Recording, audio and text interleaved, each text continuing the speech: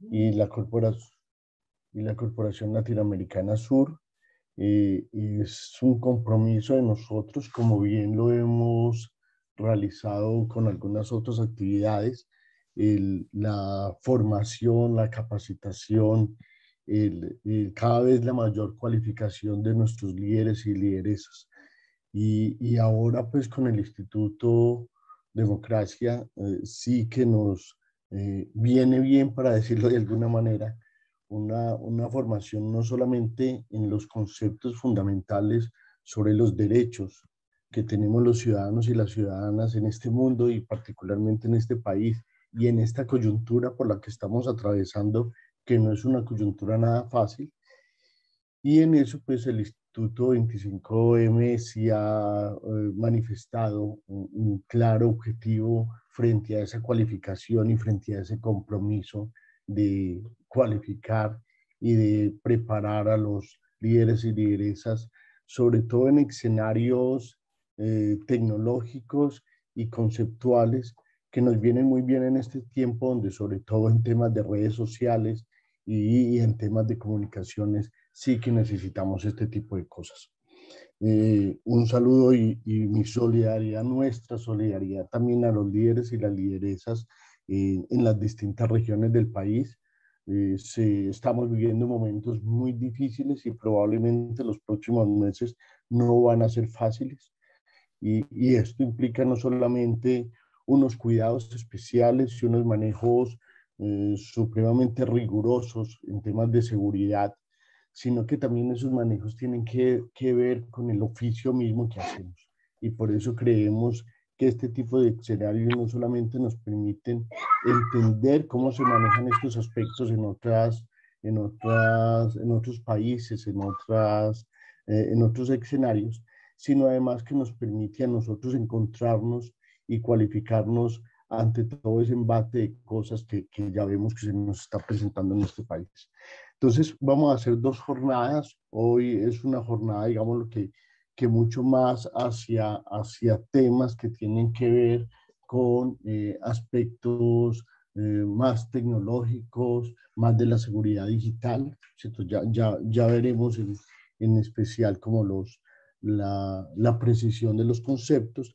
Y el día jueves, pues también tendremos una jornada, vamos a tener unas charlas, unos paneles, unos conversatorios a trabajar con el tema de derechos, de cómo esos derechos pueden inscribirse en una transición política en estos momentos en el país y cómo esa transición y esos derechos está en las regiones o pueden entenderse desde las regiones. Esa es la idea para el próximo jueves.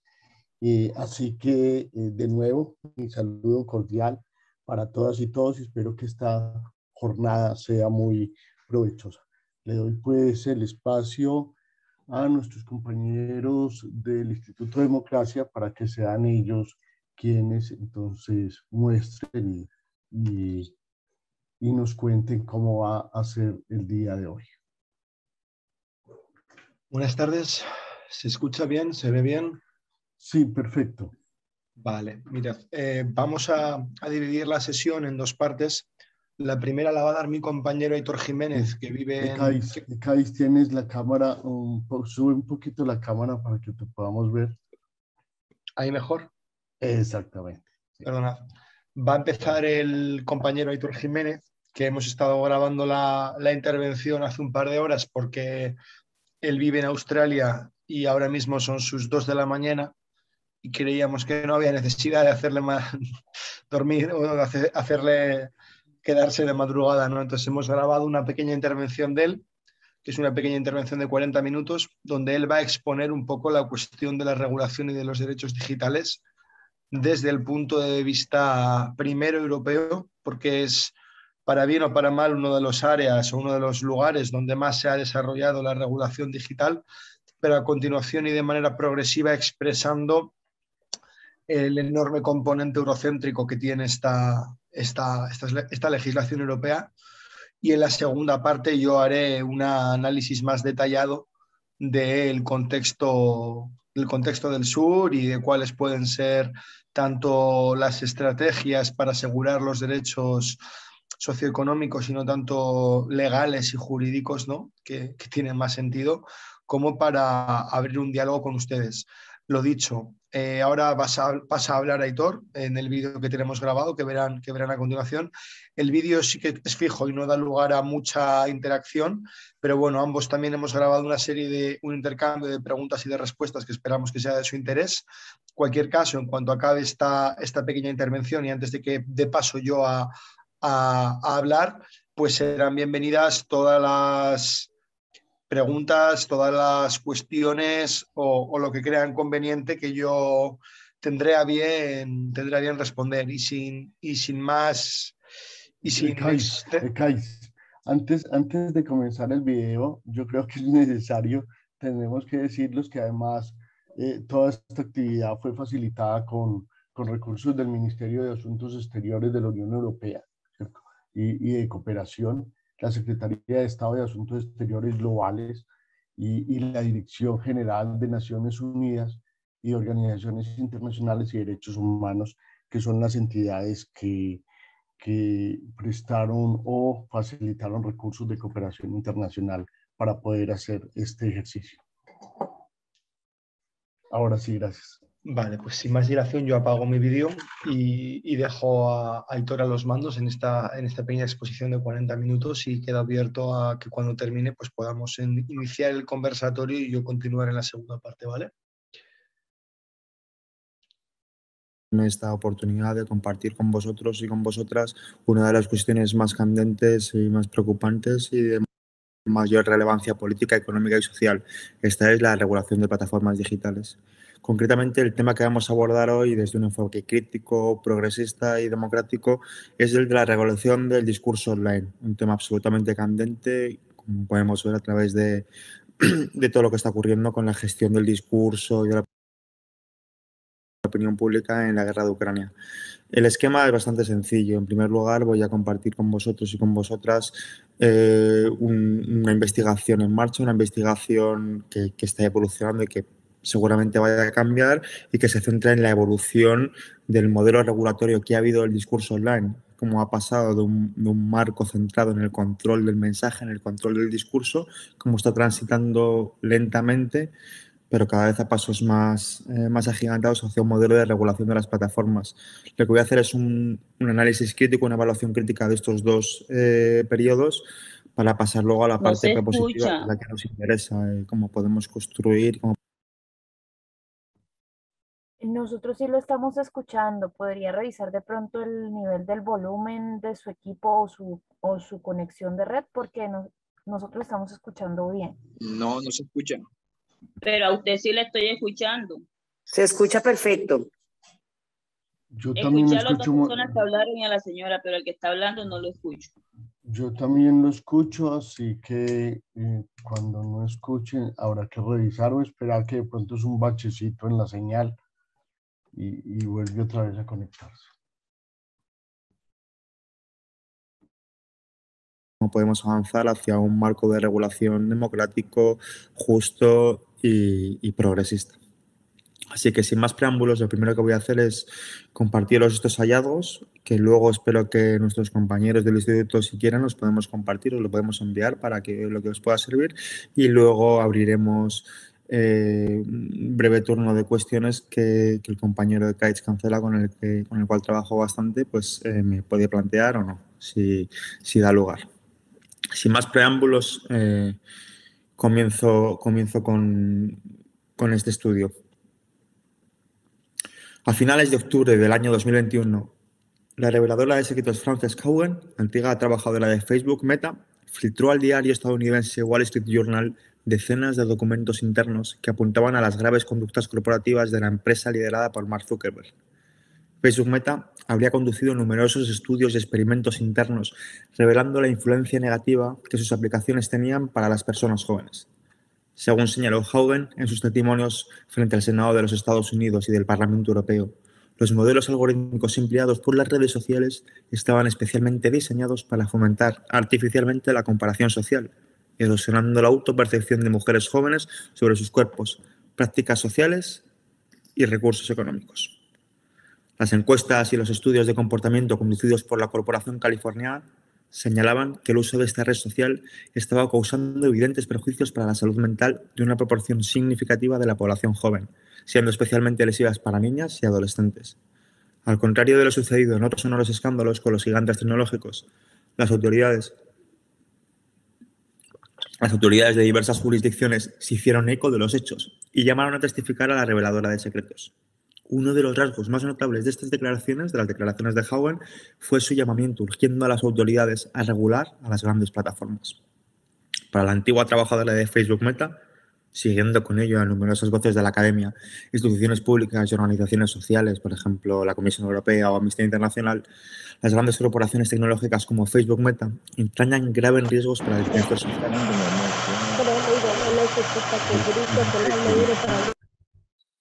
Facebook Meta encabezaba entonces el ranking de las redes sociales con más usuarios activos, con aproximadamente 2.900 millones de personas, sin contar usuarios de WhatsApp o Instagram, ambas en propiedad de la primera, de Facebook Meta. Tal y como se ha destacado en diversos lugares, el conglomerado de Facebook Meta ha funcionado como caja cerrada, la black box, de la que todos hemos hablado, de resonancia sobre discursos xenófobos, autoritarios, machistas y racistas. Por mencionar un ejemplo, la jurista Neria Yue destacaba la posible responsabilidad criminal de Facebook Meta en relación con el genocidio rohingya en Myanmar. Esta minoría musulmana ha sido brutalmente perseguida, asesinada y expulsada de sus territorios tradicionales desde el año 2016. Facebook Meta fue una de las herramientas de coordinación social más ampliamente utilizada para operacionalizar esta persecución. Facebook Meta ya admitió en el año 2018 no haber hecho suficiente para detener la violencia en aquel país. Esta disculpa ha sido insuficiente para las víctimas de este conflicto que han denunciado a la compañía en jurisdicciones británicas y estadounidenses. Estas y otras revelaciones pusieron sobre la agenda política de diversos estados del norte global una cuestión antes postergada a los márgenes académicos. Es decir, es preciso regular a las plataformas digitales. Por ejemplo, en el año 2021, el conservador gobierno australiano forzó a Facebook Meta a aceptar un proceso de negociación con medios de comunicación locales. A pesar de los intentos de extorsión de la compañía californiana que llegaría a bloquear las noticias en sus redes, finalmente acabó aceptando el proceso de negociación.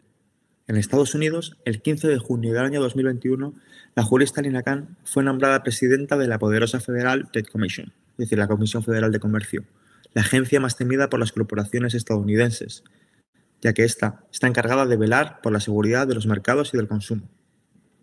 Cabe señalar que la académica y política Lina Khan fue una de las más tempranas críticas del modelo monopolista defendido por las grandes corporaciones de Silicon Valley.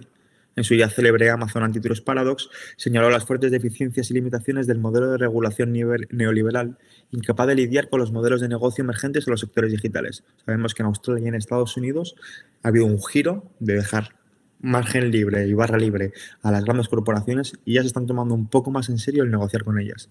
Pero quizá el caso más significativo sea el de la propia Unión Europea. La comisionada de la Unión Europea actual, Ursula von der Leyen, ya declaró en el año 2019, en sus diferentes discursos inaugurales, que uno de los principales ejes de su política sería lidiar precisamente con estas grandes plataformas, así como caminar hacia un modelo de soberanía tecnológica europea. En el contexto local dentro del Estado español, es decir, el gobierno de Podemos y el gobierno y en conjunción con el Partido Socialista ha logrado captar la atención internacional con la denominada Ley Rider, que hace explícito el desbordamiento de la legislación laboral tradicional por parte de las plataformas, haciendo un llamado a abrir nuevos procesos de regulación colectiva que incluyan la disputa por el código como parte fundamental de la negociación. Es decir, se puede hablar, por lo tanto, se puede apreciar un cambio sustancial en la percepción de los desafíos que antañan las grandes corporaciones tecnológicas y con ello un sentimiento proclive a su regulación en una gran diversidad de actores y instituciones del norte global. No obstante, a pesar de estos consensos, es decir, a pesar de los grandes consensos que existen en el quehacer, es preciso regular las plataformas, los disensos son amplios y divergen, abriendo una cuestión todavía más compleja y más espinosa: ¿cómo podemos gobernar las plataformas digitales? Esta cuestión es relevante, pues abre la puerta a otras que intentaremos responder a lo largo de esta charla. ¿Hacia dónde camina el modelo de regulación del discurso online actual en el Estado español y cuáles son sus limitaciones? ¿Cómo podemos hacer frente desde una perspectiva progresista y democrática a los retos estructurales que se aproximan? Por ello, en los próximos minutos, como he dicho antes, voy a proceder a hacer un análisis del modelo que está imperando actualmente, que viene definido por la legislación alemana NetzDG, para luego pasar al análisis de la legislación propuesta desde la Comisión Europea, la conocida como Ley de Servicios Digitales, para, en último lugar, tratar de trazar unas líneas sobre las que abrir el debate acerca de cómo podría aparecer o hacia dónde podríamos caminar para regular desde un enfoque crítico, democrático y más justo estas grandes plataformas. La primera oleada de normativas europeas específicamente diseñadas para regular y gobernar el discurso online vino definida por la alemana NetzDG. Esta normativa ha tenido un profundo impacto en el primer momento normativo de la regulación de contenidos en plataformas, sentando las bases del aún vigente procedimiento de actuación contra la desinformación, imperante en el Estado español. El surgimiento de esta legislación tuvo lugar en un contexto político y social caracterizado por el desplazamiento significativo de los espacios de conformación del discurso y de politización, pasando de los contextos tradicionales a las plataformas digitales. Son ya incontables las publicaciones académicas, los working papers de grupos de investigación y las investigaciones periodísticas que destacan el vasto poder infraestructural y de gatekeeping de las grandes empresas tecnológicas que gobiernan sobre la arquitectura tecnosocial de la red. Por citar algunos ejemplos, la mayor parte de las comunicaciones personales y profesionales online en el Estado español se llevan a cabo a través de alguna plataforma en propiedad de grandes corporaciones estadounidenses. WhatsApp, por ejemplo, tiene una penetración de mercado de más del 80%. Es decir, más de 30 millones de usuarios en el Estado español. Y a pesar del auge de otras aplicaciones como Telegram, mantiene WhatsApp un dominio casi exclusivo en países tan diversos como Turquía, Kenia o Brasil. Del mismo modo, y quizá de un modo más relevante, la emergente puerta de acceso a la información de la llamada generación Z y la millennial son las grandes plataformas digitales, que salvo excepción de TikTok, que tiene su sede en China, tienen el resto su sede en Estados Unidos. Es decir, la puerta de acceso a la información fundamental de la población joven y ya no tan joven es a través de una serie de plataformas digitales que tienen mayoritariamente y abrumadoramente su sede en Estados Unidos. Pero este éxito no se limita solo a estas llamadas redes sociales, sino a un sinfín de grandes corporaciones y de campos emergentes, como el de la música, por ejemplo, con Spotify, el streaming online de YouTube, que pertenece a Alphabet, la empresa de Google, buscadores académicos como Google Scholar, creadores y distribuidores de contenidos como Netflix, HBO, Amazon Prime y de videojuegos, Stadia. Las plataformas digitales no son meros transmisores de información. A pesar de haber expresado una posición de neutralidad, tratando con ello de esquivar la acción regulatoria de los estados, han pasado a convertirse en actores determinantes en la conformación, gestión, difusión, alcance y límites del discurso, ejerciendo una enorme influencia sobre la agenda política. Podría afirmarse que la nueva fábrica de la opinión pública encuentra su razón de estado en los entornos digitales. Uno de los más notorios y estudiados ejemplos de esta transformación radical en la esfera pública está vinculado precisamente al espectacular auge de la extrema derecha global, plasmado en las exitosas campañas del Brexit, el triunfo de Donald Trump o de Jair Bolsonaro. El incremento de la presencia de las fuerzas políticas autoritarias ha estado íntimamente ligado a la manipulación del discurso online, las organizadas campañas de desinformación, la manipulación mediática y, en resumen, a la instrumentalización corporativa del cambio tecnológico, vagamente denominado como Web 2.0. Fueron precisamente los escandalosos episodios relacionados con el masivo uso inapropiado de datos de la empresa Cambridge Analytica y Facebook Meta, íntimamente ligados a los procesos electorales de Donald Trump y del Brexit, los que empujaron al legislador alemán a confrontar de manera más decidida el llamado discurso de odio, reconceptualizado a partir del año 2015 como discurso online. El modelo regulatorio alemán propone una actualización en el plano digital de los viejos modelos de censura tradicional, centrados en el control y la vigilancia del discurso. Esto, como vengo diciendo, es el paradigma anterior basado en el control del mensaje. Este enfoque de gobernanza del discurso, ampliamente criticado por las organizaciones de defensa de los derechos digitales, plantea un modelo de censura de la red basada en la primacía de los aparatos de vigilancia estatales privados sobre los discursos online. La NetzDG rechaza los modelos regulatorios de inspiración angloamericanas basados en la preeminencia de la libertad de expresión como derecho fundamental a salvaguardar y en la responsabilidad de las plataformas con respecto a los contenidos vertidos en ellas. Por el contrario, este modelo establece un régimen de responsabilidad de las plataformas con respecto al discurso online, para lo cual fija los criterios que definen los contenidos claramente ilegales, imponiendo asimismo franjas temporales para su eliminación, 24 horas. También impone una serie de multas elevadas en caso de incumplimiento. Es decir, al menos sí que suponía un cambio con respecto al modelo anglosajón, al modelo norteamericano, que salvaguardaba y que ponía primacía a la libertad de expresión, a la libertad del flujo de información, una supuesta libertad, la libertad de los medios para que fluya la información, ¿no? Bajo este discurso de libertad de información es donde surgieron las conspiraciones, todo el tema del auge de la extrema derecha, etcétera, etcétera, etcétera. Este modelo, el modelo con el que responde el esquema alemán, descansa sobre una intensa policialización y monitorización de la red, estableciendo además mecanismos ágiles de diálogo entre el Estado alemán y las plataformas digitales. Es decir, se elimina, digamos, esa libertad de las plataformas digitales, pero se entra un marco de colaboración activo policializado. Es decir, las compañías que no por el hecho de ser responsables por los contenidos online pierden protagonismo y agencia en el control de los flujos del discurso. Su poder permanece intacto. Su impacto, el impacto de esta legislación alemana, ha sido notable en jurisdicciones como la española, que ha tratado de replicar algunos de sus rasgos fundamentales en su procedimiento de actuación contra la desinformación. El modelo de Estado español, al igual que el del alemán, descansa sobre 3 principios fundamentales. El primero, policialización de la red. El segundo, la autorregulación corporativa. El tercero, la colaboración público-privada. No obstante, al contrario que la NetzDG alemana, el modelo del Estado español no establece mecanismos definidos de eliminación de contenido online ni tampoco atribuye un régimen de responsabilidad a la plataforma. Queda para otra ocasión investigar las razones de esta ausencia. ¿Fue tal vez un exitoso lobby de los gigantes digitales? ¿Falta de interés, capacidad o consenso del lado del legislador del Estado español? Son preguntas que quedan, desde luego, en el aire. Pasemos a analizar estas 3 patas del modelo de censura 2.0.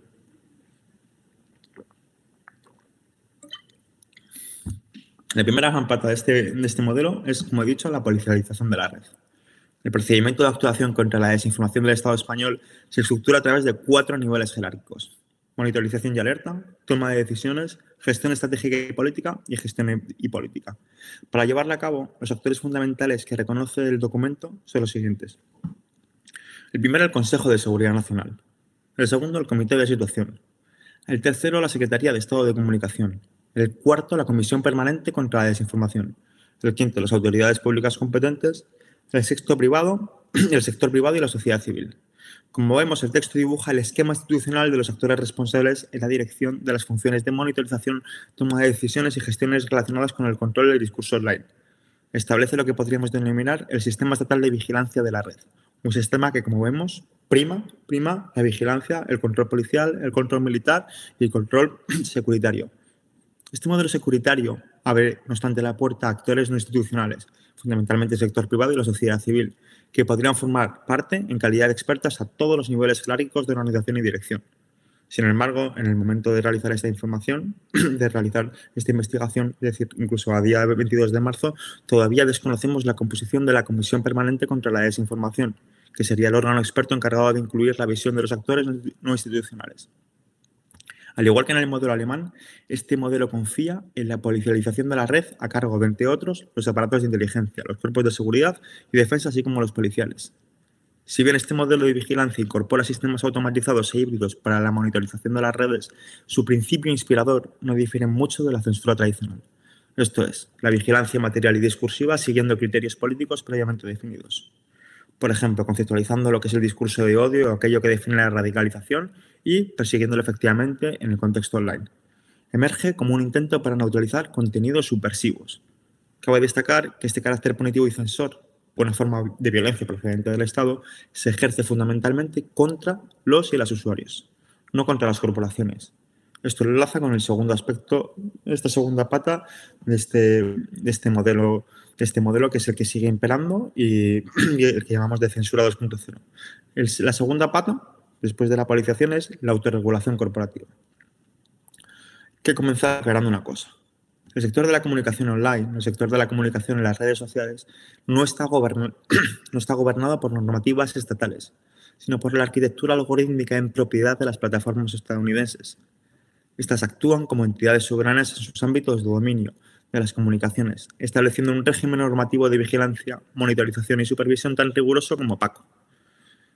Este régimen neoliberal de autorregulación viene respaldado a nivel europeo. Un ejemplo de este modelo es el Código Europeo de Buenas Prácticas para la Desinformación, que forma parte del Plan de Acción Europeo para la Desinformación. Bajo este planteamiento, los actores más apropiados para regular el contenido online serían las propias corporaciones digitales de Silicon Valley.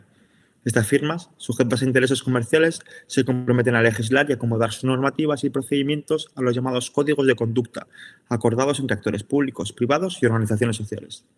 Estos códigos no tienen mandato legal imperativo y tan solo apelan a compromisos de conducta y de responsabilidad corporativa. Como parte de este proceso de autorregulación, las corporaciones también se comprometen a procesos de monitorización y transparencia, reportando periódicamente informes sobre cómo se están cumpliendo los compromisos adquiridos y en el supuesto de que no sea así, qué medidas están tomando para cumplirlos. Facebook Meta, por ejemplo, ha establecido un consejo asesor de contenido compuesto por 40 expertos internacionales que se fija como objetivo defender la libertad de expresión. A este cuerpo, que ejerce a modo de Tribunal Internacional de Apelación de Facebook Meta, pueden recurrir usuarios e interesados para solicitar la revisión de decisiones tomadas por el conglomerado Facebook Meta que hayan podido afectar los derechos individuales o colectivos de los usuarios. Huelga decir que desde la publicación del acta inicial de su formación en el 2019, Facebook Meta ha seguido, como ya hemos comentado diciendo, incurriendo en numerosos escándalos de alto perfil relacionados con graves crímenes corporativos. La tercera pata de este modelo, después de la policialización y después del modelo de autorregulación, es la colaboración público-privada. Finalmente, este modelo de regulación basado en la censura 2.0 descansa sobre la base de la colaboración activa de las instituciones públicas con las plataformas privadas. Estas vienen reconocidas dentro del esquema propuesto por el Estado español como parte fundamental de la estrategia de contención de la desinformación y de las fake news.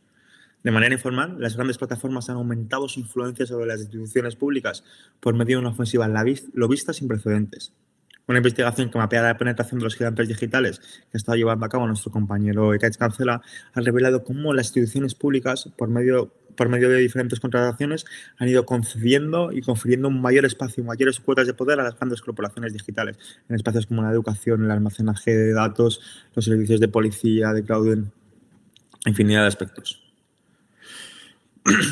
La primera oleada de legislación diseñada para frenar la expansión del discurso de odio y el control de las fake news fue prontamente denunciada por diversas organizaciones sociales, como Exnet, por ejemplo, en el Estado español. El modelo resultaba poco útil para combatir la manipulación y la desinformación. Expandía las derivas autoritarias de los estados y confería poderes excepcionales de vigilancia sobre el discurso político a cuerpos militares y policiales, sin por ello prestar atención al lugar efectivo donde se había desplazado el debate público. Al contrario de lo que se menciona en la normativa española, el discurso online no tiene lugar en un Internet en abstracto, sino en un conjunto de plataformas autorreguladas que controlan en régimen cuasi monopólico el acceso, difusión y gestión de la información online.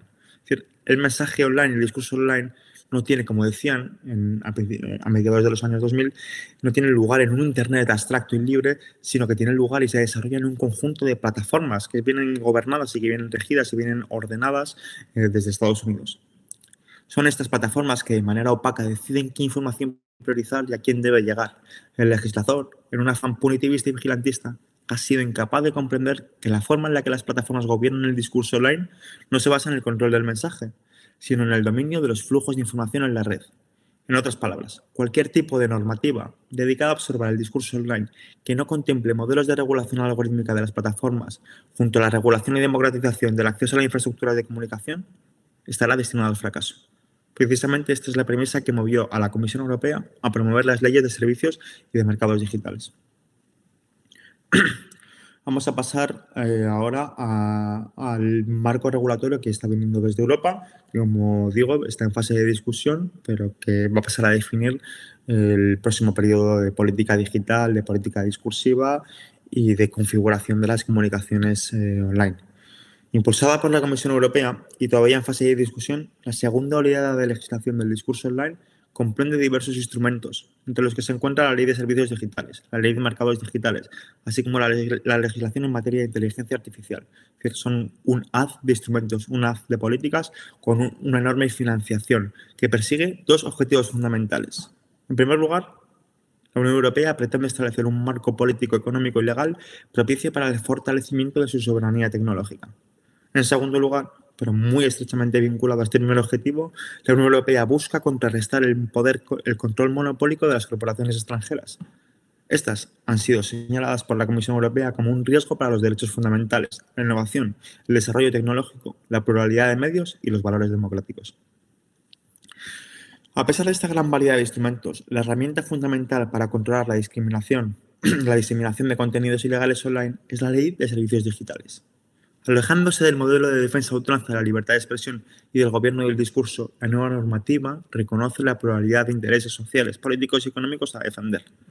Como nota especialmente notable, el nuevo marco regulatorio toma distancia del tradicional enfoque individualista del daño individual, protagonista, entre otros, del actual Reglamento General de Protección de Datos. Destaca, por el contrario, los perjuicios sociales y económicos que pueden causar las plataformas y los inherentes riesgos sistémicos que entrañan. La regulación distingue 3 categorías de riesgos sistémicos. La primera categoría contempla la difusión de contenidos ilícitos en las plataformas digitales. La segunda categoría apunta a la posible vulneración de los derechos fundamentales. La tercera categoría se hace eco de las campañas de manipulación y desinformación que puedan poner en riesgo la salud, el discurso cívico, los procesos electorales, la seguridad pública y la protección de los menores. El nuevo esfuerzo regulatorio señala de manera explícita a las plataformas con más de 45 millones de usuarias como responsables legales del desempeño online, reconociendo con ello el carácter transversal del problema y el rol complejo de las plataformas en la producción de la esfera pública y en la socialización de amplios sectores de la población. Observamos cómo se pasa desde un modelo regulatorio centrado en la gestión del discurso al gobierno de aquellos actores que controlan los flujos de información.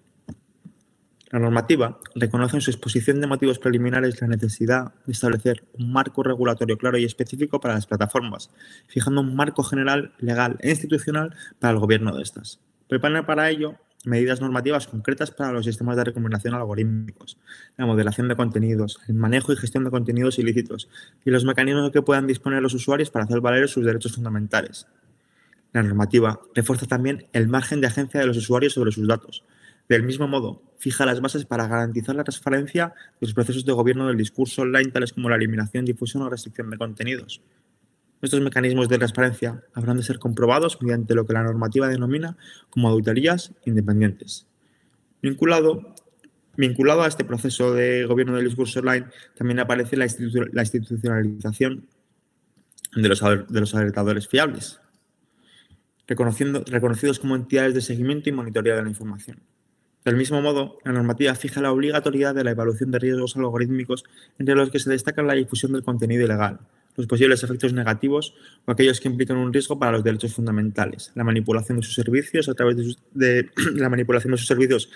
las plataformas por medio del uso no auténtico o la explotación automatizada del servicio con un efecto negativo real o previsible sobre la protección de la salud pública, los menores, el discurso cívico, efectos reales o previsibles relacionados con procesos electorales y con la seguridad pública. La Ley de Servicios Digitales establece la creación de un aparato institucional de gobierno europeo de las plataformas. A nivel corporativo, las grandes plataformas habrán de designar uno o varios responsables, encargados de hacer de cumplir las normativas europeas y reportar informes periódicos sobre el desempeño de esta. No obstante, el rasgo más interesante y relevante desde el punto de vista del gobierno institucional de las plataformas es la creación de una red de coordinadores de servicios digitales designados a nivel nacional por los Estados miembros. Estos tendrán amplios poderes de investigación, información, cese y sanción, que puede llegar entre el 1 y el 6% de la facturación anual de las corporaciones sobre las plataformas digitales establecidas en sus ámbitos de jurisdicción. Voy a repetir esto, establecidas en sus ámbitos de jurisdicción. Esto es una cuestión importante que luego vamos a ver en unos breves minutos. Parece claro que los coordinadores de servicios digitales nacionales se organizarán mediante un órgano consultivo denominado la Junta Europea de Servicios Digitales. La Comisión Europea se reserva amplias potestades de investigación e inspección sobre el terreno, poder que se extiende a las bases de datos y de los algoritmos. La Comisión podrá actuar, por lo tanto a petición de los coordinadores digitales, de uno o varios coordinadores digitales, como de motu propio, y podrá intervenir, investigar, incluso sancionar a estas grandes corporaciones. Pasemos ahora a ver cuáles son los límites de esta interesante propuesta. Porque, bueno, como a pesar de aportar significativas, a pesar de suponer un salto cualitativo significativo con respecto al modelo anterior, sigue arrastrando una serie de dificultades. Sin duda alguna, el nuevo marco regulatorio propuesto por la Comisión Europea plantea un salto cualitativo con respecto al modelo alemán adoptado por el Estado español. La propuesta de la Ley de Servicios Digitales se hace eco de las más vibrantes discusiones académicas y políticas en las cuales se resalta la imposibilidad de confrontar la desinformación y las fake news, sin establecer mecanismos de gobierno sobre las grandes plataformas digitales. No obstante, este modelo arrastra fuertes deficiencias del modelo anterior. En primer lugar, a pesar de los avances de la nueva legislación, la Ley de Servicios Digitales sigue haciendo hincapié en la vigilancia y la policialización del discurso online. El modelo de vigilancia presente en la red no comprende que la lógica que inspira la viralización de determinados contenidos no responde al afán ideológico del emisor, sino a la lógica capitalista que inspira los algoritmos de las plataformas. Por otro lado, parece técnicamente imposible controlar el total del contenido online sin aumentar el ya de por sí vigilado contexto digital, lo cual choca indudablemente con el derecho a los datos, a la privacidad y a la libertad de expresión, entre otros valores jurídicos. En segundo lugar, la nueva aproximación europea ha demostrado la inutilidad del modelo de autorregulación neoliberal, sobre el que descansa el aún imperante marco anterior. Perdón, lo he enunciado mal. La historia nos ha demostrado que confiar en la autorregulación, en el modelo de autorregulación neoliberal de las corporaciones, no funciona. No ha servido hasta ahora. Y a pesar de ello, la nueva normativa le confiere un importante espacio.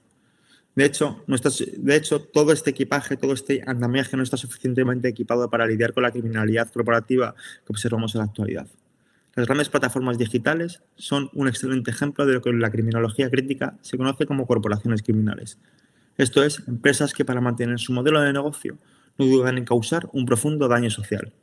Las corporaciones funcionan, como bien señaló el gurú neoliberal Milton Friedman, bajo una lógica de mercado absoluto, y su única responsabilidad social es para con sus accionistas.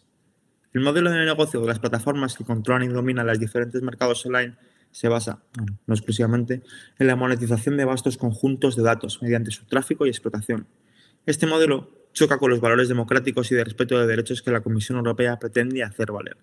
Es decir, no podemos confiar en la autorregulación de las corporaciones porque estas corporaciones tienen una estructura fundamentalmente criminal que se basa en la explotación y en el tráfico de datos. Su modelo de negocio viene definido ya y no puede funcionar. Tienen que cambiar este modelo de negocio, tienen que cambiar este modelo estructural corporativo para que podamos establecer relaciones normales con estas corporaciones. En tercer lugar, el poder meramente punitivo no es suficiente, no vale con castigar a estas corporaciones. Las amenazas de la Comisión, que ascienden a la nada desdeñable cantidad del 6% de la facturación anual de corporaciones como Google, por muy astronómico que suene, no alcanza a socavar los beneficios que estas grandes corporaciones obtienen manteniendo su actitud criminal corporativa.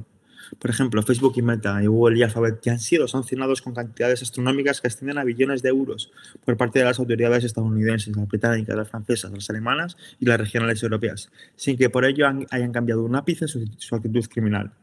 Más aún, los legisladores europeos siguen manteniendo reuniones de alto perfil y confiando la gestión de sectores como la educación o las administraciones públicas a reconocidos criminales corporativos como Google y Alphabet, al cual hemos visto expandirse brutalmente por todos los sistemas educativos de todo el mundo. Y esto seguro que lo han podido percibir también en Colombia.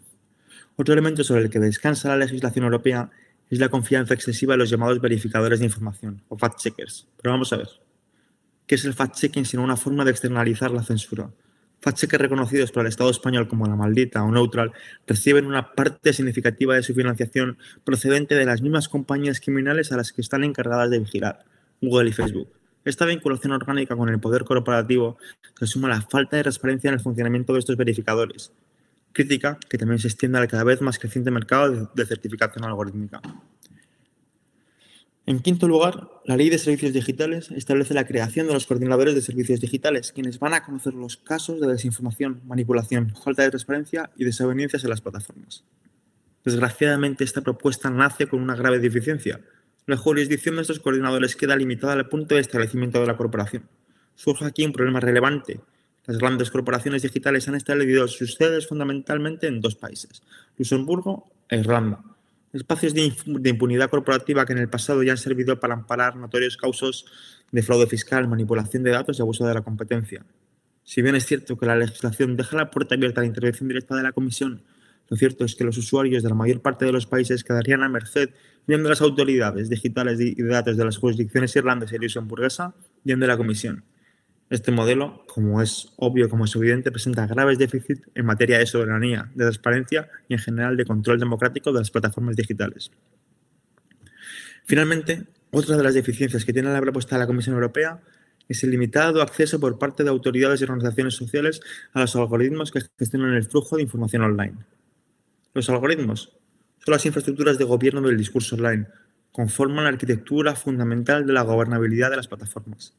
Sin acceso a ellos, cualquier norma del papel que pretenda delimitar el gobierno de las plataformas estará condenado al fracaso. El nuevo escenario algorítmico requiere de nuevos instrumentos legales que, más allá de los viejos esfuerzos de codificación jurídica, consigan trasladar al plan algorítmico los valores democráticos que las instituciones europeas dicen defender. No hay que perder de vista que la Ley de Servicios Digitales está todavía en su fase de propuesta y que, por lo tanto, se encuentra sujeta a cambios. Depende de los actores políticos responsables que la balanza del actual modelo de gobierno de las plataformas se incline de nuevo hacia un modelo neoliberal de autorregulación o, por el contrario, vire hacia un control democrático y social de las mismas. Lo que ahora voy a continuar es con una serie de propuestas que tal vez puedan trazar líneas hacia cómo caminar hacia un modelo de regulación de las plataformas progresista, más justo, más democrático. Creemos, porque esto lo hemos construido entre Kaetz y yo, que en primer lugar es preciso poner en cuarentena el modelo de autorregulación y cuestionar este dogma que se ha establecido como sentido común de época, desde mucho antes de la era digital. Tal y como se ha señalado en innumerables lugares, la lógica que empuja a las corporaciones criminales no es la misma que mueve a la ciudadanía común. Para estas, tan solo existe el análisis del coste-beneficio sin importar el daño social causado. El problema es que siempre es más sencillo analizar los costes para una empresa que los beneficios para la sociedad de una regulación, lo cual acaba colocando los modelos de negociación de las grandes tecnológicas fuera de todo debate político. Las instituciones públicas no solo deben abandonar los modelos de autorregulación, sino también rescindir los generosos contratos públicos suscritos con plataformas como Google, Alphabet, Amazon o Microsoft, culpables de graves crímenes corporativos. Tal vez en un futuro, cuando estas corporaciones estén lo suficientemente reguladas y gobernadas, se puedan establecer canales de comunicación fértiles que lleven a una colaboración y beneficio mutuos, pero por el momento deben de ser tratadas como la que son, corporaciones criminales. En segundo lugar, resulta preciso establecer un sólido aparato que permita la efectiva transparencia algorítmica. El anuncio en el año 2021 por parte del Gobierno del Estado español de la creación de agencias destinadas a la vigilancia de las plataformas y de la inteligencia artificial es un buen signo de este movimiento, pero es preciso que estas agencias tengan el suficiente margen discrecional y capacidad de operación para poder revertir una gravosa situación. La nueva figura del coordinador de servicios digitales debería residir en estas agencias. Asimismo, sería deseable que esta figura absorbiera las competencias de la Agencia Española de Protección de Datos.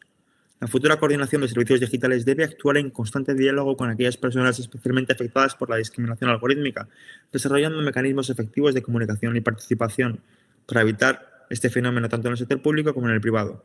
No puede haber un control efectivo de las plataformas digitales sin una concepción transversal de las problemáticas. No puede haber un control efectivo de las plataformas digitales sin soberanía tecnológica y sin soberanía política. El coordinador digital debe ser el coordinador digital donde residan los usuarios debe ser el que tiene que conocer de los casos de vulneración de derechos de las plataformas digitales sobre estos mismos usuarios y usuarias, sobre los daños sociales y estructurales que estén causando. No podemos depender de las autoridades irlandesa, luxemburguesa o de la benevolencia de la Comisión Europea en el momento político que pueda haber problemas. En tercer lugar, es preciso evitar la más que probable privatización de los mecanismos de monitorización y evaluación de la transparencia algorítmica, así como su posterior privatización.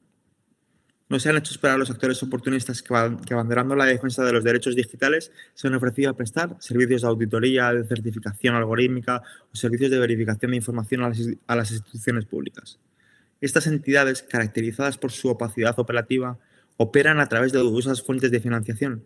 No pueden unas entidades privadas erigirse en el mecanismo último de verificación, inspección y evaluación de los algoritmos. La supervisión de las infraestructuras digitales debe correr a cargo de una red de agentes públicos y sociales, del cual pudieran formar parte universidades y centros públicos de investigación, agentes de la sociedad civil, personas afectadas y fuerzas políticas. En cuarto lugar, si el objetivo es tener una esfera pública sana, el mecanismo no puede basarse en la estrategia de vigilar y castigar. Es preciso que de manera ambiciosa y atrevida seamos capaces de imaginar y coproducir y establecer estructuras y plataformas públicas desmonetizadas, donde el libre comercio no sea la categoría que guíe el flujo de información por diseño. Al igual que sería impensable, fuera del desacreditado sueño neoliberal, No total privatización de los caminos, carreteras, ríos, puentes y vías. Los servicios de Internet que ofrecen las infraestructuras de comunicación e información deben ser regulados y gobernados como utilidades públicas. Plataformas digitales fundamentales sobre las que se erige la vida analógica cotidiana. Finalmente, y dando respuesta a la pregunta inicial con la que abríamos esta breve charla, ¿pueden regularse las plataformas digitales? Cabe concluir que sí es posible gobernarlas, pero que para ello es imprescindible que legisladores, académicos y programadores trabajen codo con codo. Cualquier instrumento regulatorio puede convertirse en papel mojado, inútil para gobernar el mundo digital si no se fomenta una colaboración virtuosa entre los distintos segmentos de la sociedad encargados de su implementación. Es preciso acometer una decidida transición hacia nuevas formas de regulación algorítmica más participativas, colaborativas y representativas de la sociedad civil, que permitan establecer una arquitectura digital democrática, justa y no discriminatoria. Una regulación algorítmica que permita imprimir los valores y sentimientos democráticos imperantes en nuestras sociedades, no el privatizado y distópico escenario digital que observamos en nuestros días. Bueno, pues con esto damos paso al turno de preguntas, cuestiones, si procede y si no, pues bueno. Una pregunta que a mí me surge es cómo esta privatización que describes de la esfera pública que tiene lugar por empresas del norte afecta a la vida de las personas del sur que también utilizan estas plataformas y cómo la regulación que se está poniendo en marcha en Occidente, concretamente en Europa, tiene en cuenta o no a estas personas a la hora de entender los derechos. ¿Cuál es tu opinión sobre esto? O sea, la cuestión de las plataformas digitales y de su regulación, obviamente, una de las cuestiones fundamentales es el lugar de situación y el lugar de enunciación del discurso. No es lo mismo hablar de regulación de plataformas digitales desde un país del centro del norte global, que desde la periferia del norte global, que desde el sur global o que desde un centro del sur global. No es lo mismo regular las plataformas digitales desde China, desde la India, desde Estados Unidos, desde Francia o desde España. En este sentido, tenemos que ver que las plataformas digitales, hay que tener esto muy claro, operan como una fuerza colonial, agresiva, extractiva y violenta. Y funcionan asimétricamente. La manera en la que se desenvuelven, o sea, es verdad que las grandes corporaciones digitales nos afectan a todos, pero no nos afectan a todos por igual. La manera en la que han empleado estrategias de manipulación, desinformación y los resultados catastróficos que han tenido en unos lugares y en otros han sido extraordinariamente más violentos en los países del sur global.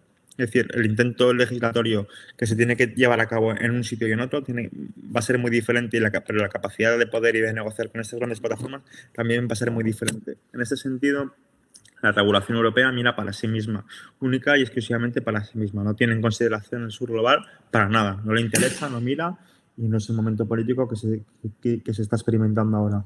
Ahora mismo el sur global tiene una serie de procesos, pero también tiene una serie de ejemplos interesantes y bueno, hacia los que puede apuntar. O sea, ahora mismo no estamos en la posición de hace 10 años, donde la hegemonía estadounidense y la pseudohegemonía europea navegaban solas. Ahora hay muchos modelos, muchas alternativas y muchos planteamientos de cómo se pueden establecer relaciones con estas corporaciones digitales. Pero tiene que haber una postura firme y una postura clara, teniendo muy claro lo que hemos ido trabajando. Estas corporaciones son criminales por definición y por naturaleza. Su modelo de negocio es extractivo y no es compatible con el marco democrático y de derecho. Y en segundo lugar, que a la hora de regular el discurso online para evitar oleadas de desinformación, de fake news y demás, no podemos plantear un modelo policializado de control del mensaje. O sea, es inviable y colisiona con el marco de derechos y también es técnicamente costoso y prácticamente imposible. Y aparte requiere de una colaboración con estas corporaciones necesaria y fundamental que genere una relación de dependencia. Hay que caminar hacia una revolución estructural y algorítmica de estas plataformas, cualquiera que sea la solución más imaginativa, más arriesgada, menos arriesgada y demás. Eso que mencionabas es clave, ¿no? O sea, porque muchas veces el pensamiento del sur, de América Latina, está determinado y sesgado por las soluciones políticas que se dan en el norte global, ¿no? Pero los problemas no son necesariamente los mismos. Es decir, o sea, los problemas que tienen en Europa es que, bueno, que igual se salten algunos procesos de privacidad, etcétera, pero los problemas que hay en el sur global es muchas veces cómo se utilizan o cómo se han utilizado las redes o las plataformas para fortalecer los procesos que tú llamabas extractivos, de vigilancia, de racialización, etcétera. Y por otro lado, la manera en que se han utilizado, pues eso, para explotar y para llevar a cabo un ataque a la fuerza de trabajo. Ya saliendo un poco ligeramente del marco de explotación de expropiación de datos, de gestión de las infraestructuras, tú has escrito en algunos bueno, hemos escrito trabajos que tenemos conjuntos, ¿no? Que muchas veces la mano de obra que hace soportar el desarrollo digital se focaliza muchas veces en el sur, en Colombia, pues específicamente, y en otros países del sur, a través de mano de obra barata, que muchas veces son mujeres, población migrante, racializada y feminizada. ¿Qué opinión tienes de eso, ¿no? ¿Cómo crees que ahí la existencia de las plataformas actuales están provocando un retroceso en ese tipo de derechos que son más socioeconómicos y no tanto de libertades individuales? Mira, no te voy a responder esto todavía porque primero quiero pasar a una cuestión que has sacado tú mismo en tu pregunta. O sea, ¿qué riesgos particulares puede tener para el sur global la influencia de estas grandes plataformas y estas grandes corporaciones? Esto lo estamos viendo ahora mismo en todo este proceso que se está viviendo en la invasión de Ucrania por parte de Rusia. O sea, Facebook ha tomado una decisión para mí sin parangón, de la que estamos debatiendo mucho aquí la gente del centro, acerca de que, bueno, Facebook, como sabéis, tiene un riguroso proceso para determinar y definir lo que es el discurso de odio, y tiene una serie de procesos automatizados por un lado y externalizados a países del sur global por otro para controlar, vigilar y policializar esta serie de discursos. Pues bien, la sede mayor, el poder soberano de Facebook, ha decidido que determinados países de Europa pueden practicar discurso de odio contra políticos y contra soldados rusos. Es decir, de repente el discurso de odio puede ser instrumentalizado, puede ser utilizado como un arma, como una herramienta de propaganda, de lucha, de guerra, como lo quieras llamar,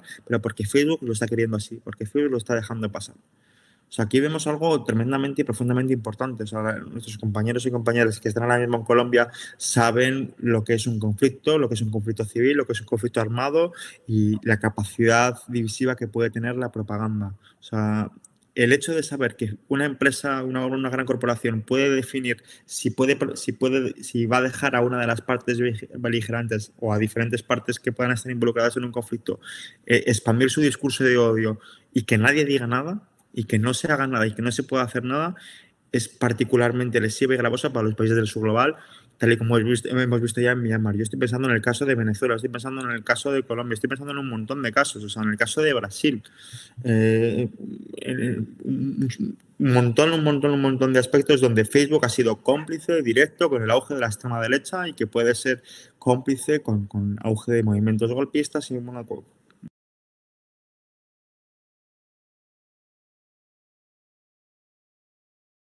un sinfín de movimientos. Es un riesgo sistémico fundamentalmente inherente a países del sur global, porque puede inducir a profundos daños, a una profunda violencia. Esto es una cuestión muy a tener en cuenta por nuestros compañeros y compañeras de Colombia. Y con respecto a lo que tú decías, pues obviamente, ¿no? O sea, buena parte de los verificadores de contenidos que utiliza Facebook para el mundo anglosajón están situados en Filipinas. O sea, el grado de explotación, de exposición a contenidos horribles, de violaciones, de muertes, de asesinatos, bueno, pues va vinculado a una serie de prácticas sobre las que se ha edificado el capitalismo digital. El capitalismo digital y todo el tema de las grandes plataformas digitales no se construye, no se edifica de la noche a la mañana en la nube flotando, sino que se erige sobre una acumulación histórica de desposesión, de cables, de una compleja geopolítica, de desafección, de acumulación originaria, de decir quién tiene conocimiento, de imponer una serie de protocolos, una serie de instituciones y de imponer una serie de modos de operar las comunicaciones, de modos de construir ciencia, de modos de hacer tecnología, de modos de establecer redes sociales que vienen definidas de nuevo por la lógica capitalista impuesta desde Estados Unidos. A la hora de plantear nuevas tecnologías, nuevas formas de comunicación, nuevas formas de trabajar online, fuera del contenido online, evidentemente hay que tener que no podemos trabajar desde la base, desde las premisas del capitalismo de plataformas, del capitalismo digital, sino que va a haber que imaginar nuevas alternativas, nuevas formas de instituirse y de configurarse. Bueno, y por terminar un poco, ¿cuál crees que es la forma que podríamos tener ya no solo de tener una existencia digital donde solo existe el libre flujo de datos y de mercancías desde el sur al centro, y el sur ya sea Colombia, ya sea Guatemala, ya sea España, a un régimen quizá de comercio de datos distinto, donde se prime el altruismo en lugar de la extracción de valor? Si crees que podemos imaginar formas o acuerdos comerciales distintos para compartir datos y conocimiento de una manera menos capitalista. Hombre, pues por supuesto,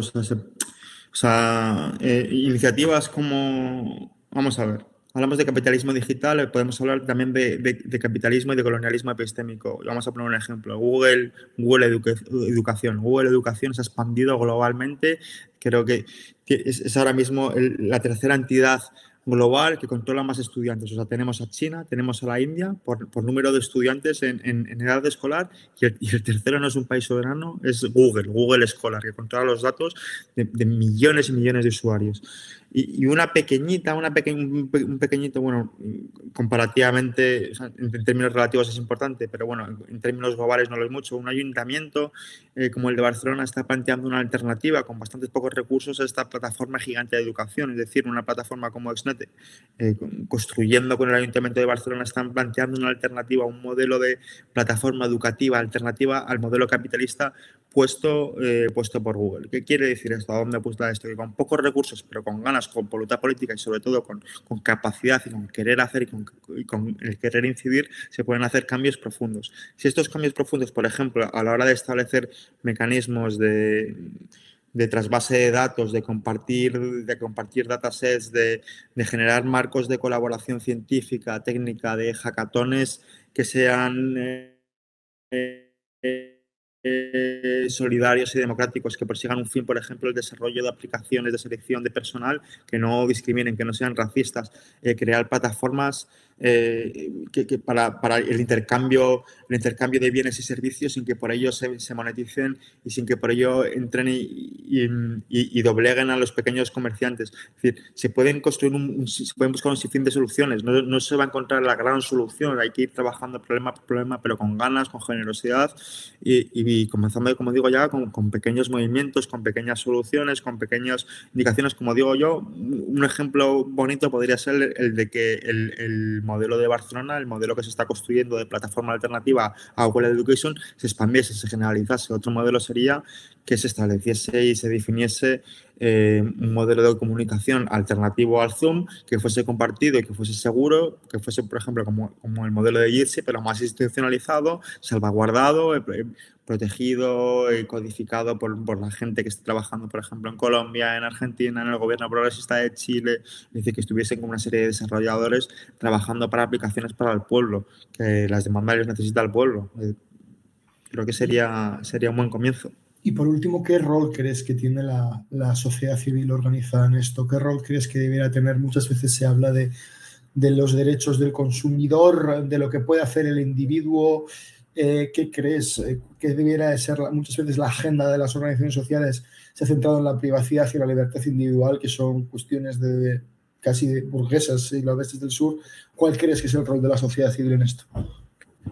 Bueno, yo lo tengo súper clarísimo, vamos, hay unas cuantas organizaciones súper potentes vigilando, por ejemplo, en Los Ángeles, en los Estados Unidos, son organizaciones de migrantes, organizaciones de gente racializada, comunidades que están organizando para hacer frente al poder de vigilancia policial tecnificado que se ha creado en consonancia entre los estados norteamericanos y corporaciones como Palantir. Entonces, estas agrupaciones de la sociedad civil, esta movilización social, lo que está haciendo es un mapeo de cómo se están construyendo bases de datos de comunidades racializadas, de cómo funciona la fuerza de la migra, la fuerza de la policía a la hora de reprimir, perseguir, castigar y brutalizar a agentes de color. Es decir, es una herramienta fundamental para poner coto, para controlar la acción desmedida del poder, venga ya de las corporaciones o venga de los estados.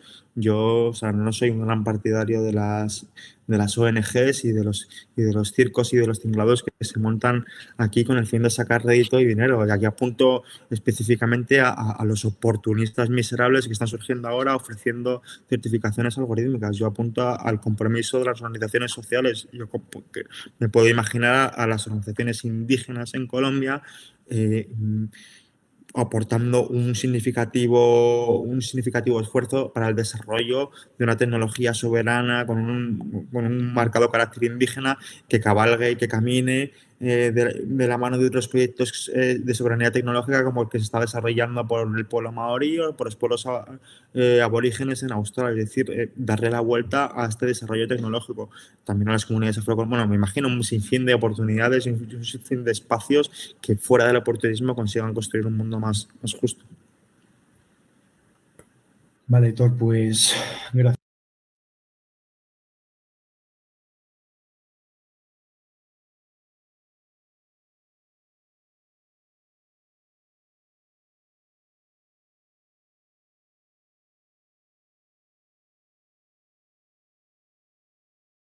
Gracias por tu tiempo.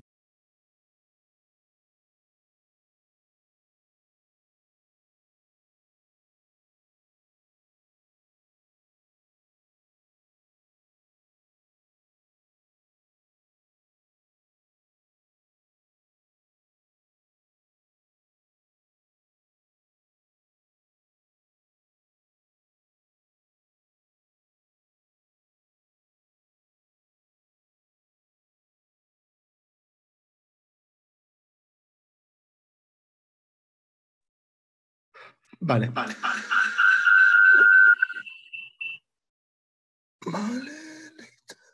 Vale, ¿me escucháis bien, no? Vale, pues esta ha sido la primera exposición de Aitor. Como veis, hemos montado un diálogo. Antes de pasar al segundo bloque, que es el segundo bloque que yo voy a dar, he visto que se ha creado un pequeño ya debate en el chat sobre si intervención del Estado sí, sobre cómo en el contexto neoliberal. Yo tengo una serie de cosas que apuntar sobre eso en mi intervención. Si queréis les adelanto ahora, pero en cualquier caso ahora es el momento de ruegos, preguntas y de lo que convengáis necesario.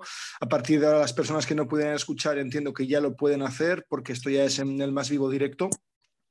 Y nada, daros la voz y nada, y eso. A vuestra disposición. Buena, ¿puedo hacer la pregunta? Sí, claro. Bueno, mira, realmente muy, muy interesante, o sea, y me encantaría que si tienen algún escrito, nos los hicieran llegar. Yo soy abogado y realmente estoy siendo ahora, o sea, estoy viviendo ahora eso que el chico señala. A mí Twitter me suspendió la cuenta. O sea, sin decirme solamente por un comentario que lo hice en defensa, señalándome de homofóbico cuando yo soy homosexual y estaba defendiéndome de gente homofóbica precisamente. Entonces me prohibieron permanentemente crear un usuario y he tratado, digamos, de hacer, o sea, de engañarlos un poco. Pero no, o sea, me es imposible. Ayer estuve en un space que tocamos temas muy interesantes aquí en Colombia, por lo que se está viviendo, sobre todo el tema de la salud y otras propuestas progresistas. Y ya hoy en la mañana otra vez me bloquearon el usuario que apenas tenía 36. También vemos por lo menos el caso de esta chica de Rusia, que después de tener tantos seguidores, YouTube se lo bloqueó. Y por eso yo decía en el chat que hablar, digamos, de capitalismo, porque en últimas son conceptos, ¿cierto? Entonces, y de pronto estábamos hablando de lo mismo, pero a mí me parece que más allá de hablar de capitalismo, se debería hablar de neoliberalismo. ¿Por qué? Y yo pongo un ejemplo, yo viví 3 años en Estados Unidos y Estados Unidos es es un modelo súper a favor de las empresas y de los grupos económicos, comenzando por la justicia. Yo, por ejemplo, pues comparado con Colombia, durante la pandemia, yo tuve, digamos, hubo una decisión de la universidad donde yo estudiaba Derecho, que me suspendieron después de que me habían dicho que me aceptaban y que podía pagar después, cambiaron de opinión y ya me sacaron y no tuve yo poder humano ni nada de que se me respetara, por lo menos de que me recibieran, ni siquiera me recibieron. Entonces, a mí me parece que estos grandes grupos económicos, estas plataformas digitales funcionan bajo ese régimen. ¿sí? Bajo el régimen de los Estados Unidos, que en verdad esa es la impresión que yo tengo. Entonces, yo realmente, si voy a hacer una acción legal contra Twitter, no sé hasta qué punto eso de algún resultado, porque no es solamente a mí, como estaban diciendo en el chat, o sea, se lo suspendieron a Edwin Palma, que fue candidato al Senado, alternativo por el pacto histórico. Ayer vi también que se le habían suspendido una muchacha porque se estaba quejando de los escrutinios que está pasando en Colombia. Y Álvaro Uribe Vélez, que es nuestro expresidente, que hasta incita a desconocer el Estado de Derecho, que durante ¿cómo se llama? Durante las marchas que hubo, donde hubo tantos jóvenes que murieron, que le sacaron los ojos, el expresidente prácticamente ordenó al ejército alzarse en armas y al día siguiente hubo una matanza. En cambio, a Trump se la quitaron por señalar, me acuerdo yo, hasta Taylor Swift le reclamó, por decir que el que se lanzara, algo así como que el que se lanzara, esto en este momento en Estados Unidos, que el que se lanzara tenían que atacarlo, algo así. Entonces yo sí pienso que realmente ellos tienen una agenda, porque no es, o sea, lo que pasó a mí es mínimo, pero lo que le pasó a esa muchacha de Rusia, que ya lleva 1 año y medio, ¿verdad? Ella no estaba incitando a ningún odio, está mostrando su perspectiva. Y aquí ha pasado esas muchas cosas. Entonces a mí me gustaría que ustedes me hicieran llegar, si tienen de pronto una idea acá, o me explicaran cómo hacer para hacer una acción legal contra estas compañías, porque no, ellas dominan y hacen lo que les dé la gana sin que uno tenga libertad. Entonces yo ahora no puedo tener Twitter, donde yo leía todo, donde estaba, porque me prohibieron permanentemente, y ellos, o sea, yo pongo el nombre, me ubican, alguien me denuncia de que soy el mismo y me bloquean. Entonces, gracias nuevamente, me parece súper acertado este tema. Y bueno, yo sé que ustedes están en Europa y por supuesto, Europa adelanta en derechos humanos y en muchas cosas muy adelantado, distinto a los Estados Unidos.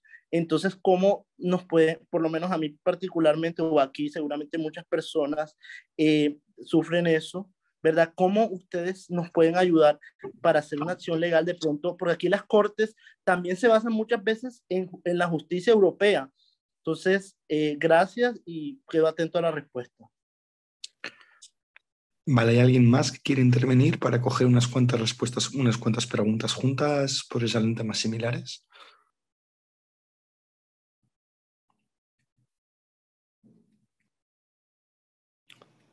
Vale, ¿queréis entonces que vaya respondiendo a la pregunta mientras pensáis? Vale, lo interpreto hay dos como... manos levantadas.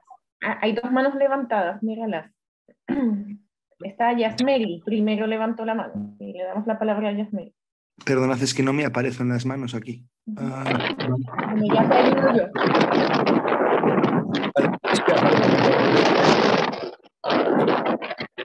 Sí, Yasmeri y Paola, ¿verdad? Paola. Muy buenos días a todos. Un placer y gracias por la invitación a este espacio muy interesante. Complementando un poco lo que había dicho la persona que habló anteriormente, pues yo soy defensora de derechos humanos. En este momento me encuentro bajo protección. Siempre que publico algo en alguna de mis redes sociales me lo bloquea, porque pensar diferente aquí en Colombia es un delito. Entonces me bloquean las cuentas, no dejan que uno realice la verdad cuando le está mostrando la realidad al país de lo que realmente hay. Como por ejemplo, yo ayer hice un video de una situación que se presenta específicamente en el departamento del Magdalena, en la zona bananera y en muchos municipios donde los hospitales no tienen nada, donde hay 500 menores de edad embarazadas, la cuestión de una niña en condición de discapacidad que se vinieron a dar cuenta que estaba embarazada cuando tenía 6 meses, no saben quién lo hizo porque la muchacha no habla, tiene retardo mental. Y pues con lo que yo expresé y dije que mientras muchos candidatos andaban peleándose el poder, no se dedicaban a hacer propuestas, sino a atacarse entre sí, y no generaban propuestas realmente que la gente, para que la gente tuviera conocimiento de las cuestiones que están pasando. Entonces uno hace una publicación de algo que es una realidad y está defendiendo derechos humanos, porque esa es mi labor, por eso estoy amenazada, por eso me han hecho varios atentados, por eso estoy bajo protección, entre comillas, bajo protección, porque la protección que brindan acá no es realmente la que necesitamos, y han habido muchos líderes amenazados y eso es de conocimiento de todo el mundo. Y pues simplemente por decir la verdad me bloquearon el video, que pedí compartir, que lo compartí en mi canal de YouTube, o sea, prácticamente me han dejado con las manos abajo y con todas las cuentas cerradas, porque no se puede opinar aquí en este país, realmente no se puede opinar, porque y yo pienso que esa es una forma de violar nuestros derechos, porque se supone que estamos en un país democrático y cada quien puede expresar lo que piensa libremente, ¿no? Eso se llama democracia, o es lo que yo entiendo como democracia. Eso era todo. Gracias. Paola. Hola, buenos días para todos y todas. Paola Quiñones, mucho gusto. Defensora de derechos humanos, activista, ambientalista y vocera, uno de los puntos de resistencia en Cali Valle, donde vivimos 3 meses muy fuertes, 3 meses de vulneración, donde fuimos atacados, vulnerados, y donde fuimos un laboratorio, donde los altos gobiernos con la comunidad de Cali y el Valle del Cauca fuimos un laboratorio de sus armas. Quedan amenazas y secuelas muy fuertes, donde no vas a tener estabilidad ni tranquilidad, donde te vulneran y donde te violan todos tus derechos, donde tus líneas son chuzadas, donde tus páginas y tus cuentas son chuzadas también, para ellos recopilar información. Y aún en el tema político, aún está mucho más fuerte porque nos vulneran totalmente. Yo quiero preguntar cómo, pienso que de pronto algunas también, cómo podemos entablar una internacional, porque se entabla de la CIDH una respuesta muy lógica, muy efímera. ¿A qué componente internacional podemos entablar esta denuncia? Porque la violación de derechos humanos es extremadamente fuerte. Y al tú tener un punto de opinión diferente, vulneran aún más tus derechos e intentan acabar hasta contra tu vida. Eso es lo que quiero preguntar. Gracias. ¿Y Luis Carlos? Sí, buenas. Uniéndome a la intervención de las compañeras, es cierto, aquí en Colombia, en el marco del paro nacional, nuestras cuentas fueron bloqueadas y no solamente, o sea, todas las personas que estábamos denunciando la violación sistemática de derechos humanos que estaba pasando en este momento en el país, cuando entrábamos a nuestro Facebook no podíamos enviar mensajes, estábamos bloqueados. Lo mismo pasó con la parte de las líneas telefónicas. Entonces, bueno, uno comienza ahora pues en esta conferencia entiende uno de que, claro, estas redes tienen unos dueños, estas redes tienen unos intereses, pero inicialmente pues la pregunta era, bueno, ¿qué está pasando con nuestras cuentas? O sea, las cuentas de los colombianos que denunciamos en el marco del paro nacional fueron todas bloqueadas, las cuentas de Facebook, no podíamos enviar mensajes, no podíamos hacer denuncias. Eso comenzó a pasar como a partir del 10º día que esta gente comenzó pues a hacer interferencia dentro de nuestras redes, ¿no? Y de hecho pues pienso que continúan siendo pues ya ahora podemos volver a hacer las denuncias, aunque la compañera está diciendo que ayer precisamente se lo volvió a bloquear, pero pues somos objeto pues no son nuestras redes privadas, somos objeto de sus investigaciones o de sus, sí, de ser intervenidas o interferidas por estos medios. Gracias. Milton también, ¿verdad? Sí, hola, muy buen día. Saludos a todos los que están conectados y yo quería participar y agradecer pues porque puedo estar por medio de este canal informándome de muchas cosas. Y aquí en Colombia soy parte de un municipio que fue afectado por la violencia del ejército y de la policía, y más tuvimos pérdidas de jóvenes en medio de este estallido social que el gobierno lo declaró, fue una guerra interna para poder sacar sus armas contra el pueblo. Yo quisiera hacer parte de un grupo de derechos humanos aquí en el municipio porque hace falta de que la juventud y muchas personas se puedan acercar a ser partícipes de un grupo donde podamos hacer defender nuestros derechos. Yo en estos momentos me siento perseguido por el Estado porque mis cuentas y mis números telefónicos, en cada momento que hago una llamada se cortan, siento como me escuchan las llamadas y todo. Tal vez por eso he tratado de hablar muy poco y qué bueno que ustedes nos pudieran ayudar sobre eso. Muchas gracias, esa es mi intervención y felicitarlos y agradecerles por tener en cuenta tanto a Colombia, que hemos sido sufridos y hemos sido tomados por una dictadura invisible que ahora está saliendo a la realidad. Gracias.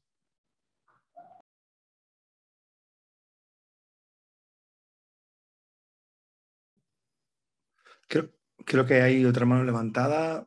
Mara. ¿O es un error? Vale. Bueno, Luis, creo que habéis hablado todas las personas, creo que no habéis bajado la mano, pero bueno, creo que como es lógico, yo en mi intervención ahora pasaré a comentarlo, ¿no? Pero creo que como es lógico, ustedes tienen la percepción generalizada de que las plataformas digitales se están utilizando de manera que favorezca la censura, ¿no? Y bueno, además esto es una cosa que ya no es que sea una imaginación suya, sino que esto, si no recuerdo mal, está en el proyecto de ley 600 que se firmó el pasado año, en 2021, donde se legaliza o donde se facilita la censura en las plataformas, ¿no? Y esto nos tiene que hacer reflexionar sobre la manera en que entendemos las tecnologías y la política, ¿no? O sea, ¿qué va primero? ¿La política o la tecnología? Yo creo que es lo primero, ¿no? O sea, es en el contexto de las enormes protestas de la situación social que se despierta en su país en 2019, es en el contexto de un descrédito enorme de las instituciones llamadas liberales desde los medios de comunicación desde los medios de comunicación hasta los jueces, hasta el Ejecutivo. Es en ese contexto en el que ustedes empiezan a utilizar las redes sociales como se utilizaron aquí en el 15M, en 2011, que se utilizan como mecanismos tecnopolíticos en un momento donde la falta de representación es tan grande. Ustedes los utilizan como manera de poner sobre la mesa cuáles son sus problemas. Claro. O sea, estamos hablando de que yo, por ejemplo, recientemente en Madrid conocí a una periodista que no sé si conocerán, que se llama Andrea Aldana, una periodista del Espectador que ha escrito innumerables piezas de investigación sobre la corrupción de jueces y de fiscales en Colombia, que se ha tenido que volver a España, exiliada casi por amenazas de muerte, ¿no? Sabemos que en las manifestaciones que hubo y que ha habido se han encontrado muertes de manera diversa que no sabríamos su existencia sin las plataformas digitales, ¿no? Entonces, es cierto que estamos en ese momento ahora donde las plataformas digitales pueden ser vistas como se vieron en las primaveras árabes, como se vieron en 2011 en ocupar las plazas en el 15M, se pueden ver vistas como una oportunidad para alzar la voz, para manifestarse o para dar a conocer al mundo la situación. Yo creo que lamentablemente lo que pasó en aquellos lugares es que cuando eso se desvirtuó, cuando esa burbuja informativa, cuando las protestas fueron remitiendo, las plataformas pasaron de tener pasaron de ser utilizadas como altavoz a ser utilizadas con fines represivos, ¿no? Yo creo que eso que en Occidente o bueno, evidentemente en Oriente Medio vimos en el plazo de una década, ustedes lo están viendo en el plazo de 2 años. Casi desde 2019 a 2021 las plataformas han pasado de ser un altavoz a ser una herramienta de represión, ¿no? O sea, entonces la potencialidad que tienen las tecnologías en este momento y la posibilidad que tienen las tecnologías en este momento para expandir las voces, las luchas y las protestas pronto va a diluirse para dar lugar a un estadio de vigilancia y de censura enorme, ¿no? Entonces, ¿qué hacer ante este contexto? Bueno, esto es una cuestión bastante delicada, porque la respuesta principal sería, bueno, pues que el gobierno plantea alternativas públicas, ¿no? Que plantea alternativas distintas. Pero claro, eso no es posible porque el gobierno es extremadamente neoliberal. Entonces, la situación más factible es llevar a cabo o tratar de utilizar tecnologías distintas, es decir, empezar a comunicarse por redes sociales como puedan ser Mastodon, que son redes descentralizadas, empezar a utilizar otro tipo de plataformas para comunicarse, como puedan ser Signal, empezar a utilizar otra serie de navegadores, otra serie de portales para acceder a la información, encriptar los teléfonos, autoorganizarse para para fomentar cursos de encriptado de ordenadores y de teléfonos móviles, y sobre todo empezar a movilizarse y a organizarse, que ya hay en su país organizaciones que lo están haciendo para llevar a cabo todas estas violaciones que no son... O sea, que estas violaciones que están fuera de la legislación de las plataformas, porque estas plataformas, al fin y al cabo, no responden a otra ley que la que las propias plataformas establecen, ¿no? Aitor decía, ¿no?, cómo Facebook había cambiado su política de odio para favorecer los discursos nazis contra Rusia. Entonces, claro, si una plataforma puede elegir cuándo se puede dar la violencia en su espacio, entonces estamos atendiendo a un ataque a los derechos humanos, ¿no? Entonces, ahí es donde tienen que haber organizaciones, y las hay en Colombia. Se trata de, bueno, podemos mandar algún email con algunas de ellas, buscarlas, tratar de participar de manera activista en ella, tratar de elevar, como están haciendo ya, recopilar vulneraciones y elevarlas al derecho internacional, crear movimientos y crear campañas de comunicación para dar a conocer este problema y empezar sobre todo en un plano más abstracto a politizar las tecnologías más allá de la privacidad y de la libertad individual, ¿no? Porque es evidente que para ustedes es evidente que no, y empezar a ver ya los efectos que tienen sobre los derechos humanos y sobre libertades más colectivas, como pueden ser las de asociación y las de manifestación, ¿no? Y no sé si con ello respondo a las dudas. ¿Qué hacer, no? ¿Cómo hacer que Twitter no me censure? ¿Puedo iniciar una acción legal contra Twitter? Pues desgraciadamente no, porque no opera en la misma legislación. O sea, debiera de ser una organización, en este caso, la que elevara la denuncia contra Twitter como sujeto de derecho individual. No puede, o sea, sí puede, pero no va a ser admitida a trámite ni va a tener más allá que costos para usted. Quiero decir, o sea, Twitter tiene una política muy clara que usted acepta en cuanto cuando se registra. Entonces usted, cuando se registra, acepta que le puedan censurar y que le puedan banear, ¿no? Entonces es difícil que usted pueda demandar a alguien porque usted ya acepta que usted pueda ser censurado cuando acepta Twitter, ¿no? Entonces, ahora mismo no, porque no es posible, porque ahora mismo no hay gobierno en Colombia que pueda hacerse cargo de esto. Pero para mí una de las bazas claras de intervención política desde los gobiernos y desde los estados, insisto, en otra situación política, y tampoco podemos ser utópicos, pero en otra situación política sería fundamental, ¿no?, que se exigiera al Estado, al gobierno, que se asegure el cumplimiento de las libertades y de los derechos en red. Es decir, que no tenga que depender del individuo, en este caso del usuario, del consumidor, ¿no?, que es el sujeto favorito del neoliberalismo, que tenga que encargarse de, bueno, yo voy a ver voy a ver las condiciones de uso de Facebook o de Twitter, las voy a aceptar y es mi responsabilidad, y no estoy sometido a ninguna legislación, sino a las políticas de uso de empresas que se autorregulan, ¿no? Esto es distópico y el Estado tiene que poner fin a esto.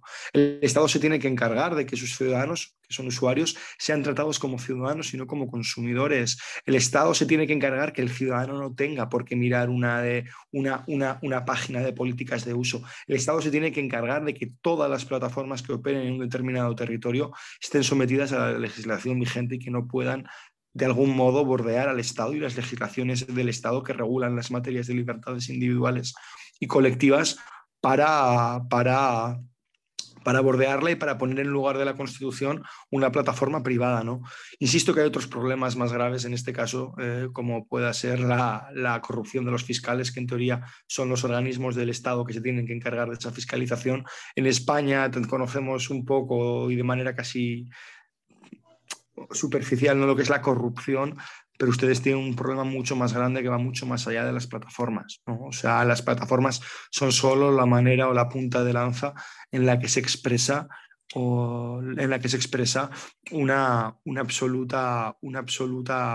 relación caciquista, oligárquica casi, de determinados sectores de la fiscalía o judiciales de su país, ¿no? Entonces, bueno, aquí más bien la tecnología aparece como una herramienta para politizar determinadas cuestiones de la vida pública. No es tanto una área de intervención clara, porque para cambiar la tecnología tienes que cambiar otra serie de instituciones del Estado, pero sí que es cierto que la tecnología aparece como un espacio que tú puedes utilizar para desbloquear otra serie de luchas.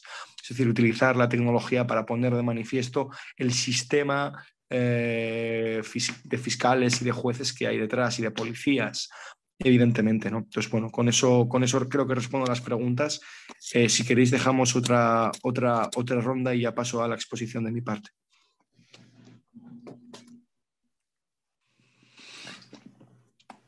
Edgar.